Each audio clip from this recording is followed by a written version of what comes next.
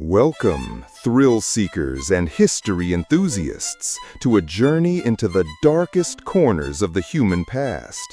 Today, we are not just exploring history, we are performing an archaeological dig on a concept so disturbing it has been deliberately buried by the ages. We're unearthing a forgotten death sport, a ritual of combat so brutal and psychologically scarring that societies chose to erase it from their collective memory. What was this game, and why was it so terrifying that it had to be forgotten? Let's call it by one of its whispered names, the Umbral Contest. Unlike the Roman Colosseum's grand spectacles, which were public displays of power and punishment, the Umbral Contest was a clandestine affair, reserved for a select, powerful elite. Its origins are murky, a tangled web of religious sacrifice, arcane judicial processes, and the most extreme form of entertainment imaginable. Some fragmented texts suggest it began as a trial by ordeal, a way for ancient city-states to resolve disputes or pass judgment on high-profile criminals. Instead of a simple duel, the accused would be thrown into the contest, where survival was seen as a sign of divine favor. But over time, this grim necessity warped into a perverse form of art. The elite, bored with common pleasures, began to crave a more potent, more visceral experience. They didn't just want to see a man die, they wanted to see the human spirit break. The combatants were a grim mosaic of society's fringe. They weren't just trained gladiators.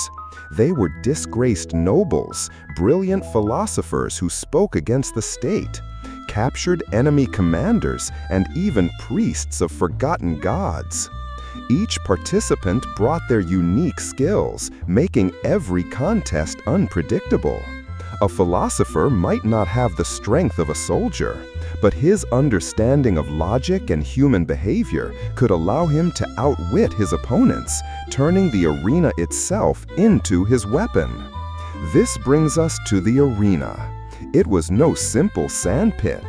The Umbral Contest was famous for its dynamic, treacherous environments.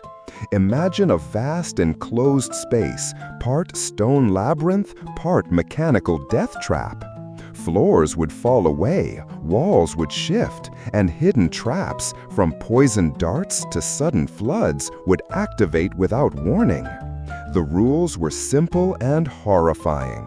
Be the last one standing. But a direct kill was often not the most effective strategy. The true masters of the contest were those who understood its cruel architecture, using it to eliminate their rivals without ever laying a hand on them. Let's paint a picture with a legendary example whispered in the fragments we have left. The tale of Calin, the architect of dust. Calin was not a warrior. He was the city's master builder, accused of treason by a rival. Thrown into the Umbral Contest against 3 battle-hardened legionaries, he was expected to perish in moments. But Calin knew the arena because he had been forced to help design its traps. For 3 days he didn't fight. He fled, he hid, he observed. He used his knowledge to trigger a collapsing pillar, crushing 1 legionary. He lured the second into a chamber that slowly filled with sand, a silent, agonizing demise. The final legionary, driven mad by paranoia and hunger, finally cornered Calin on a high precipice. But Calin had anticipated this. He had weakened the stone beneath his own feet. As the legionary charged, Calin threw himself sideways, and the ledge crumbled, taking his last opponent into the abyss below. He survived, but the psychological toll was absolute. He was a free man, but he never spoke another word. This psychological terror was the contest's true purpose. It wasn't about the kill. It was about the hunt, the despair, the slow erosion of humanity. So why did it fade away? Unlike the public games of Rome, which served as a social pressure valve, the umbral contest was a poison that corroded from the top down. The elites who watched became more paranoid, more cruel, more detached from reality. The contest bred instability. Eventually, as empires fell and new moralities rose, the sheer horror of the umbral contest became a liability. Its arenas were dismantled, their records burned, and their memory was actively suppressed, left to become a mere whisper, a dark fairy tale to scare children, a testament to a darkness so profound, humanity collectively agreed it was better left buried. For centuries, the umbral contest remained a ghost, a cautionary tale buried in the sands of time. But now, we fast forward to our world, a world of unprecedented wealth, technological marvels, and a class of individuals who operate beyond the reach of conventional law. And here, the line between myth and a terrifying new reality begins to blur. The shocking allegation we are exploring today is that this ancient death sport is no longer history. It is being secretly revived by a cabal of the world's wealthiest and most powerful figures. Who are these modern-day emperors, and what could possibly drive them to resurrect such a monstrous spectacle? The answer is a chilling cocktail of absolute power, profound boredom, and a twisted philosophical quest for the ultimate truth of human nature. So, how could such a thing even be possible in our hyper-connected world? The logistics are as sophisticated as they are sinister. Forget a simple private island that could be spotted on Google Maps. We're talking about facilities that are engineering marvels of secrecy. Picture a decommissioned ballistic missile silo, purchased through a shell corporation and hollowed out to create a subterranean amphitheater a mile beneath the Earth's surface. Or imagine a massive, state-of-the-art sea vessel disguised as an oceanographic research ship that contains a modular, high-tech arena deep within its hull, operating exclusively in the lawless expanse of international waters. These locations are shielded by military-grade electronic warfare suites, capable of jamming satellites, spoofing GPS, and creating a digital black hole around their operations. The security is not a team of burly guards. It's a private army of ex-special forces operators, loyal only to the paycheck and bound by unbreakable non-disclosure agreements that carry lethal consequences.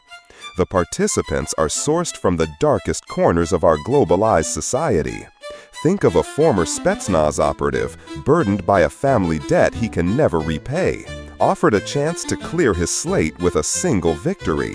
Or a desperate political refugee with elite combat training, given a false promise of a new identity and citizenship for their family. They might even find volunteers on the deepest parts of the dark web.